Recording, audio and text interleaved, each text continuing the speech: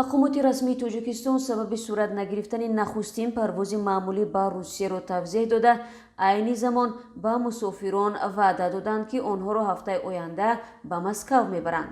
Икром Субҳонзода, мудири Оҷонсии ҳавонавардии шаҳрвандии Тоҷикистон, рӯзи 3 апрел ба хабаргузории давлатии Ховар гуфтааст, ки сабаб ба қарори ҳукумати Русия ворид нагардидани тағйирот доир ба оғози парвозҳои мунтазами Русия бо 6 кишвар, аз ҷумла Тоҷикистон, Узбекистон, Олмон, Венесуэла, Сурия ва Шри-Ланка мебошад.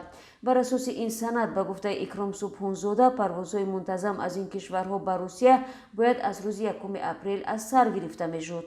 қарор буд бомдоди 3 апрел соати 3:30 бо вақти душанбе ҳавопаймои ширкати Ютер дар нахустин парвоз баъд аз як сол садҳо нафар аз мусофиронро ба Москав мебурд, вале ҳавопаймо бар асоси ҷадвал парвоз накард.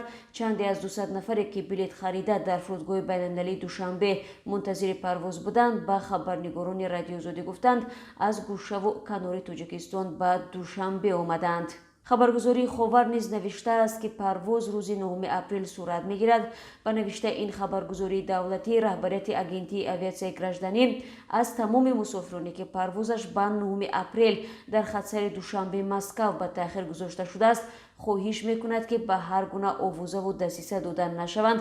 парвози онҳо ҳатман 9 апрел бидуни ягон мушкилот ва монеа сурат гирифта, хароҷоти мусофирон ҷуброн мегардад. парвози мунтазам миёни ду кишвар моҳи марти соли 2020 ба сабаби хуруҷи бемории COVID-19 қатъ шуд. То кунун ширкатҳои ҳавопаймоӣ танҳо бо парвозҳои чартерӣ мусофиронро ба қаламравҳои ду кишвар бурда меоварданд.